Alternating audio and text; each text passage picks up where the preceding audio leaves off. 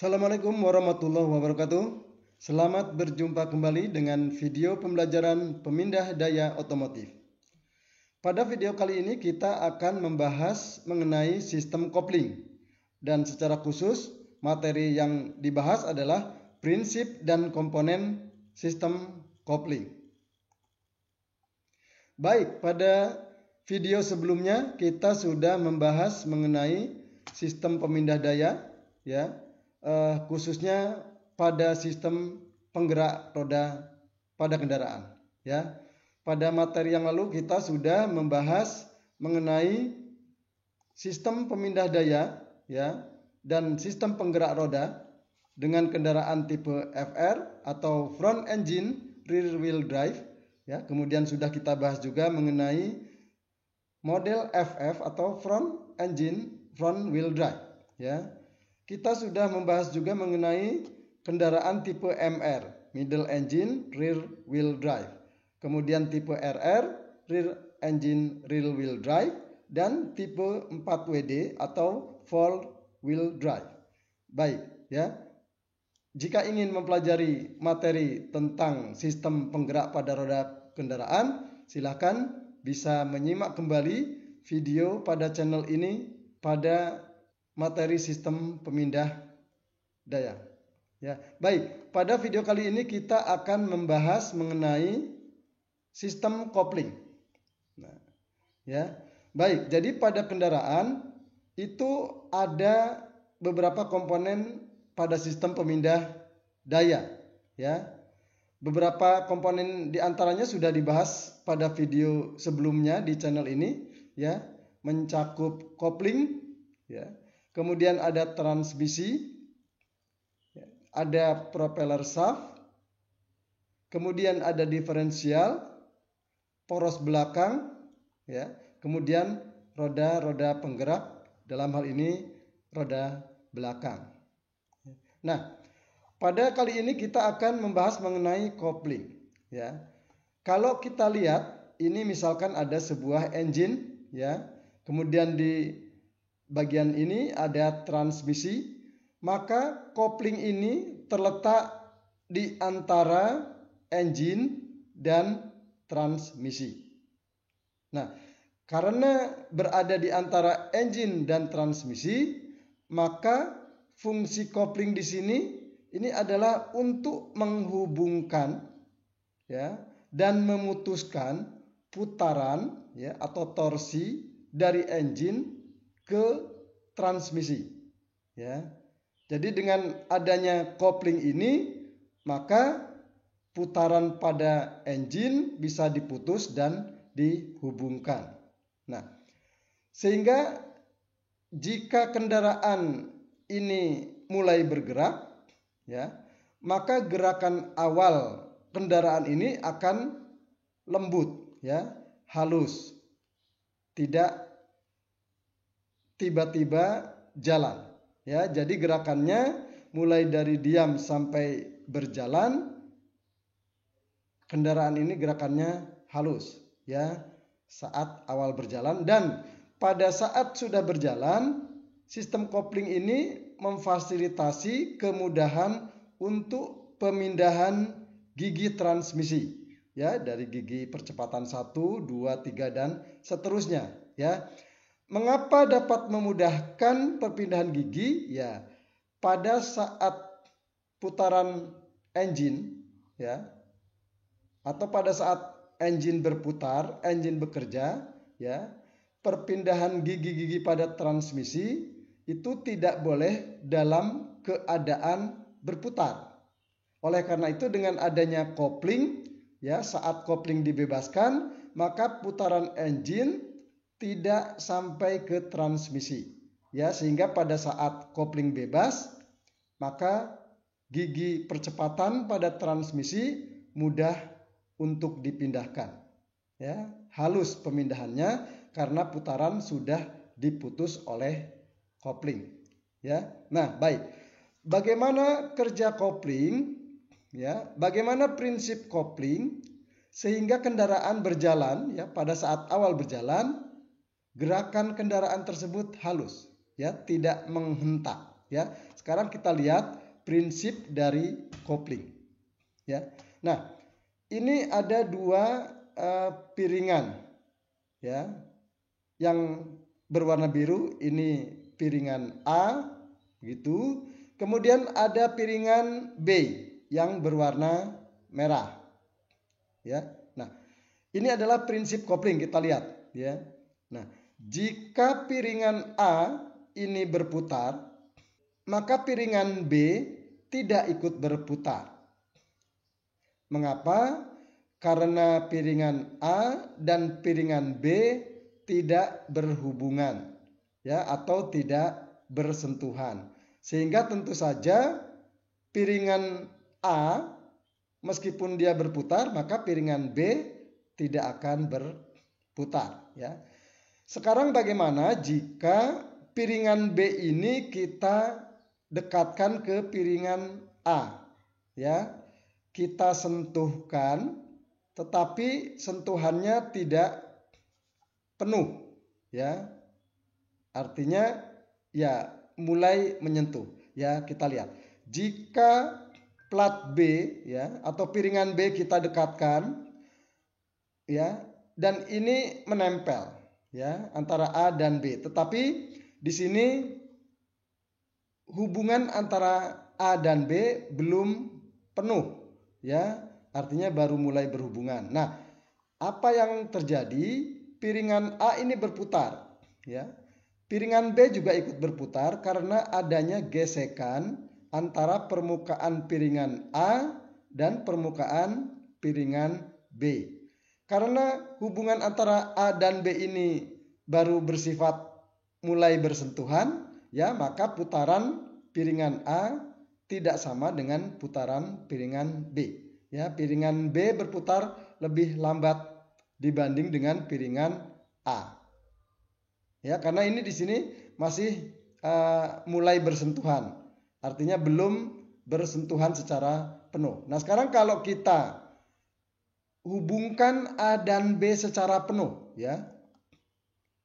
Nah, ini terhubung secara penuh. Maka pada saat ini piringan A dan piringan B berputar sama, ya, putarannya sama antara piringan A dan piringan B, ya, karena hubungan antara piringan A dan piringan B, ya, permukaan piringan A dan piringan B ini bersentuhan secara penuh, ya, sehingga piringan B akan terbawa berputar seiring dengan berputarnya piringan A. Nah, sekarang kita coba putus lagi, ya, atau kita lepaskan lagi, ya. Nah, pada saat piringan B mulai dilepas, ya, masih ada sedikit gesekan antara piringan A dan piringan B, ya. Nah, piringan B ini masih berputar, tetapi putarannya lebih lambat, ya, karena adanya gesekan pada A dan B, ya. Jika kita jauhkan, ya, maka piringan B tidak lagi berputar karena sama sekali tidak ada sentuhan atau tidak ada gesekan antara piringan A dan piringan B, ya. Jadi ini adalah prinsip kerja dari kopling, ya, sehingga perpindahan putaran dari piringan A ke piringan B akan lebih halus, tidak menghentak, ya. Karena pada saat mulai berkaitan piringan B ini, ya. Nah, ini diawali dengan gesekan, ya, sehingga piringan B ini mulai berputar, ya, meskipun belum berputar penuh. Nah, jadi pada saat mulai bergesekan ini, maka sudah terjadi perpindahan putaran, ya. Sudah terjadi transfer torsi dari piringan A ke piringan B, ya, tetapi belum penuh. Nah, jadi ini perpindahan torsinya ini halus, ya. Kemudian pada saat berhubungan secara penuh, ya, maka torsi atau putaran akan sepenuhnya diteruskan dari piringan A ke piringan B. Ya, ini jadi ini adalah prinsip dari kopling. ya. Sekarang apa saja komponen-komponen yang ada pada kopling, ya. Kita lihat di sini, ya. Komponen pada kopling, ya, kalau kita ini perbesar begitu, ya. Ini bagian kopling, ya. Sebagian dari komponen kopling. Kalau kita perbesar, kita lihat di sini bagian belakang ini adalah tutup kopling, ya, atau cloth cover, ya. Kemudian ini piringan ini, ya, ini adalah plat penekan. Nah, apa saja yang termasuk dari komponen sistem kopling ini, ya? Kita lihat. Jadi ini tadi ada plat, ya, yang kita sebut dengan plat penekan, ya, atau pressure plate yang terletak di bagian dalam dari tutup kopling, ya, atau cloth cover, ya. Nah, di bagian depan dari pressure plate ini ada komponen yang kita sebut dengan cloth, ya, atau plat kopling. Kemudian plat kopling ini di bagian depannya ada flywheel, ya. Nah, kemudian flywheel ini terpasang pada bagian flange atau bagian ujung dari poros engkol atau crankshaft, ya. Nah, lalu apa komponen-komponen lain di bagian belakang dari pressure plate ini, ya, atau di bagian belakang dari tutup kopling ini, ya. Nah, pada bagian belakang ada komponen lain yang kita sebut dengan release bearing, ya, atau bantalan pembebas. Kemudian ada release fork, ya, atau garpu pembebas, ya. Nah, kemudian ada komponen lain, ini sebenarnya bukan bagian dari kopling, ya, tetapi ini terhubung dengan kopling, yaitu bagian input shaft transmisi, ya. Nah, jadi dari sistem kopling ini nanti putaran bisa diteruskan ke input shaft transmisi. Nah, bagaimana mekanisme penggerak dari sistem kopling ini, ya? Di sini ada release fork, ya. Release fork ini nanti dia akan bekerja, ya, karena mendapat gaya, ya, dari release cylinder, ya, atau silinder pembebas, ya, atau kalau pada sistem kopling konvensional, ya, menggunakan tali baja, ya. Jadi ini bekerjanya ditarik oleh tali baja, ya. Nah, sekarang apa atau bagaimana jaringannya dari release fork ini, ya, mekanismenya seperti apa, ya. Nah, ini adalah salah satu contoh mekanisme penggerak release fork, ya. Jadi di bagian sini dari release fork ini ada release cylinder, ya, atau silinder pembebas, ya. Kemudian ada master cylinder coupling, ya, dan juga ada pedal coupling. Nah, jadi ini adalah beberapa komponen pada sistem kopling, dan kebetulan yang digambarkan di sini ini adalah sistem kopling yang menggunakan hidrolik, ya, kopling hidrolik. Nah, baik, ya. Jadi dari beberapa komponen-komponen ini, ya, saling bekerja sama sehingga kopling ini dapat bekerja memutus dan menghubungkan putaran mesin, ya, ke input transmisi secara lembut, ya. Nah, baik, ya. Kemudian apa saja fungsi-fungsi komponen dari sistem kopling ini? Kita lihat yang pertama, ya. Yang pertama adalah pedal coupling, ya, atau clutch pedal, ya. Pedal coupling ini berfungsi untuk meneruskan tenaga dari injakan pengemudi, ya, ke pedal kopling, ya. Nah, dari pedal kopling nanti injakan tersebut akan diteruskan ke batang piston pada master silinder, ya. Jadi gaya yang diberikan oleh pengemudi nanti diteruskan ke batang piston pada silinder, ya.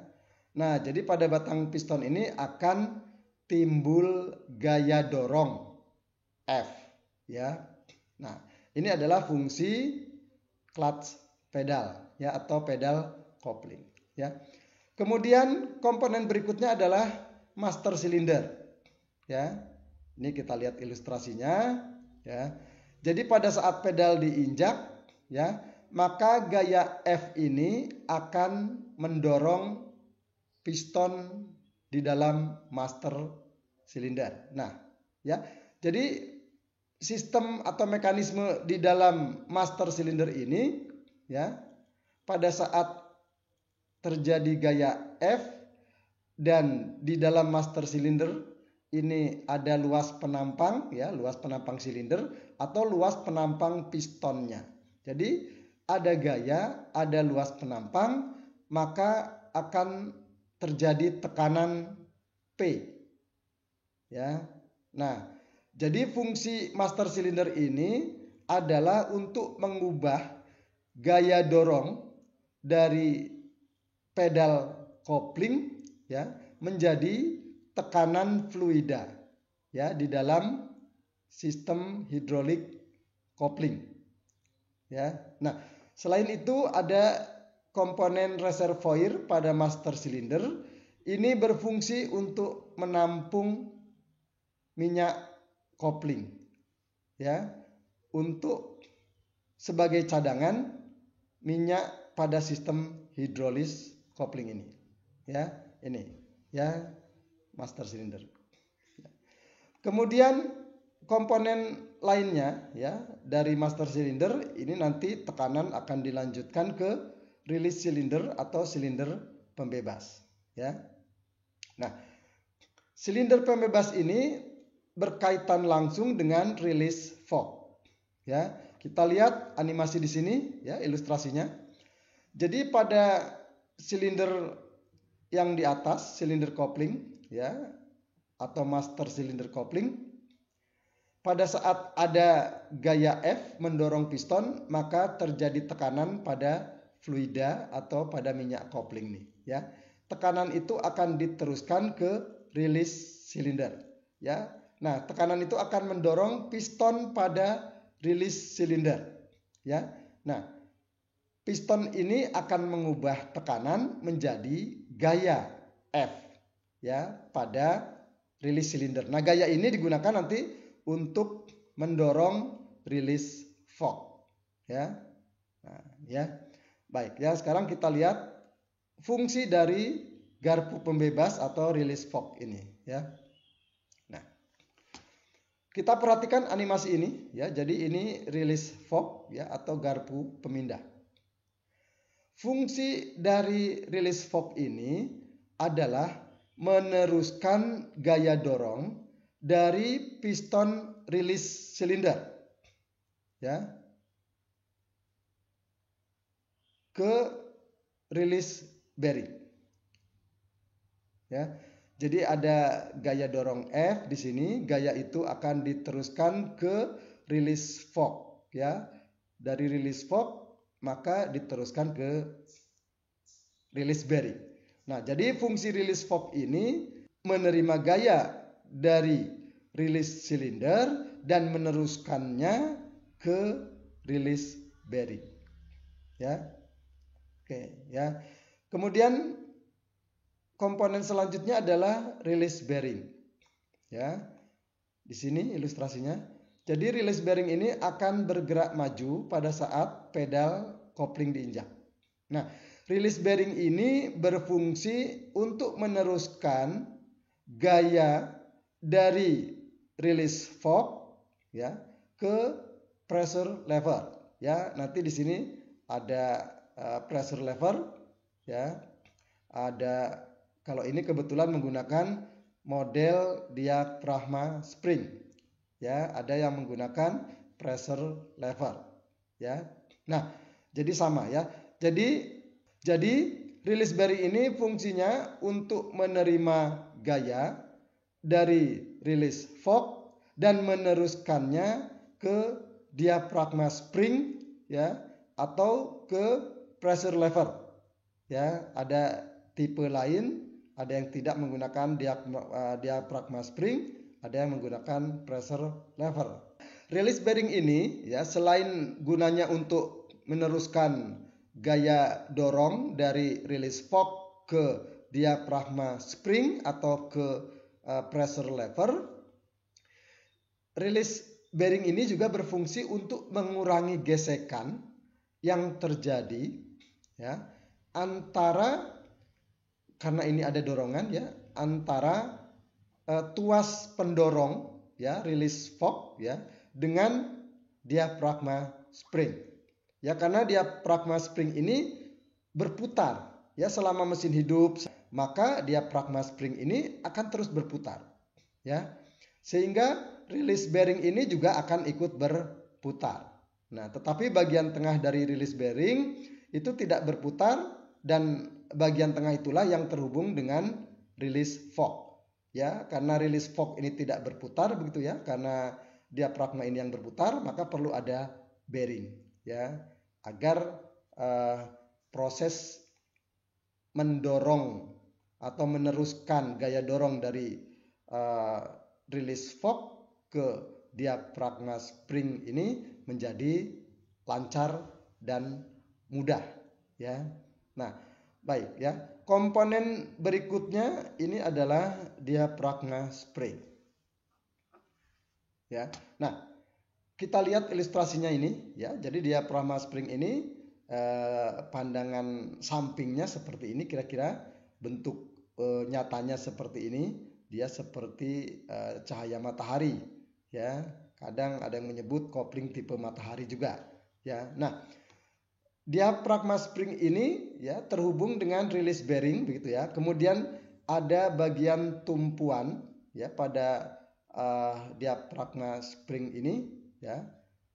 Ada tumpuannya begitu ya, atas dan bawah, sehingga pada saat ditekan oleh release bearing, maka pada bagian ujung diafragma spring ini dia akan mundur ya.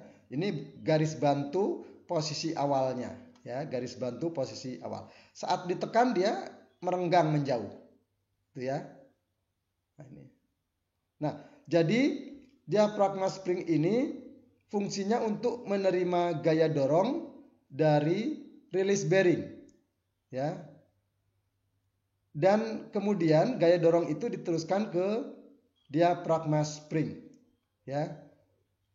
Nah, diafragma spring ini nanti pada bagian ujungnya akan bekerja menarik pressure plate ya. Pressure plate yang ini ya, sehingga kopling nanti dapat terbebas ya. Nah, ini adalah fungsi dari diafragma spring ya. Kemudian bagian selanjutnya ini adalah pressure plate ya. Pressure plate ini ya. Jadi bagian ini yang berwarna hijau gitu ya, atas dan bawah, bentuknya sebenarnya melingkar seperti ini ya. Jadi karena ini pandangan samping, maka potongannya ada di bagian atas seperti ini dan di bagian bawah. Nah, fungsi dari pressure plate ini adalah menekan plat kopling ya, sehingga dapat menempel pada flywheel ya. Nah, menekannya tentu pada saat pedal kopling dilepas ya. Pada saat ditekan, maka pressure plate ini akan menjauhi plat ya, atau plat kopling ya. Nah, kemudian komponen berikutnya ya, clutch atau plat kopling. Nah, plat kopling ini ya terletak di sebelah kiri. Kalau di animasi ini terletak di sebelah kiri dari pressure plate ya. Nah, pada saat pedal ditekan, pressure plate terbebas dari plat kopling ya. Kemudian pada saat dilepas pedalnya, dia akan terlepas, koplingnya atau plat koplingnya akan terbebas pada saat diinjak. Ya, nah ini ya. Jadi plat kopling atau clutch ini fungsinya meneruskan putaran dari flywheel ya saat dia terjepit ya, dan diteruskan ke input shaft transmisi melalui bagian tengah dari plat kopling ini ya. Oke ya, baik ya. Komponen berikutnya adalah flywheel. Nah, flywheel terpasang di sebelah kiri ya. Kalau gambar ini di sebelah kiri begitu ya. Nah, plat kopling berada di sebelah kanan dari flywheel.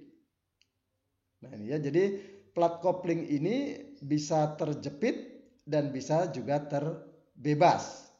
Ya, karena pressure plate ini dia bisa menjauh dan mendekat, ya. Pada saat mendekat dia menjepit plat kopling, ya. Nah, fungsi dari flywheel ini adalah untuk meneruskan putaran mesin ya ke plat kopling. Jadi flywheel ini dia berputar, pada saat kopling terjepit maka putarannya diteruskan ke plat kopling ya. Dan flywheel ini juga fungsinya sebagai dudukan komponen-komponen kopling ya. Jadi tutup kopling ini diikatkan atau dibautkan kepada flywheel ya, sehingga seluruh komponen kopling ini termasuk clutch cover atau penutup kopling dia akan berputar pada saat flywheel juga berputar ya. Kemudian komponen berikutnya adalah pilot bearing ya. Jadi pada bagian tengah dari flywheel itu ada bearing ya yang posisinya di tengah-tengah ya. Nah, bearing ini lubang bearingnya ya itu nanti akan terpasang input shaft transmisi ya. Jadi ujung input shaft transmisi itu nanti akan terpasang di bagian tengah dari pilot bearing ini ya. Kemudian crankshaft ya. Jadi ini flange pada crankshaft ya. Ini gambarnya saya putus ya, jadi tidak penuh crankshaft atau poros engkol secara lengkap. Jadi crankshaft ini dalam sistem kopling dia berfungsi sebagai dudukan flywheel ya, dan meneruskan putaran dari poros engkol ke flywheel. Ya, baik. Jadi itu adalah beberapa komponen-komponen pada sistem kopling ya. Jadi beberapa komponen sistem kopling ini tadi sudah dibahas fungsi-fungsinya, yaitu ada clutch pedal atau pedal kopling, ada master cylinder, kemudian ada release cylinder, ada release fork ya, ada release bearing, kemudian ada diaphragma spring ya, atau ada yang menggunakan juga pressure lever ya atau tuas pembebas. Kemudian ada pressure plate ya, kemudian ada clutch ya atau plat kopling, ada flywheel ya, ada pilot bearing ya. Baik ya, setelah pembahasan beberapa bagian-bagian dari sistem kopling ya, dari prinsip dasar dan komponen-komponennya, maka silahkan coba lakukan diskusi bersama teman-teman Anda mengenai sistem kopling ini ya. Yang pertama untuk didiskusikan adalah jelaskan apa yang dimaksud dengan kopling. Ya. Yang kedua, bagaimanakah prinsip kerja dari kopling? Dan yang ketiga, jelaskan fungsi dari setiap komponen kopling. Ya. Silahkan bersama teman-teman Anda didiskusikan mengenai sistem kopling ini ya dengan menjawab beberapa pertanyaan ini. Baik, demikianlah pembahasan kita mengenai kopling ya, yang mencakup prinsip dan komponen sistem kopling ya. Pada video selanjutnya kita akan membahas mengenai cara kerja sistem kopling ya. Baik, demikianlah pembahasan video pada kali ini. Jangan lupa ikuti terus penjelasan lain yang tentu saja akan lebih menarik pada video-video selanjutnya. Demikian saya akhiri. Assalamualaikum warahmatullahi wabarakatuh.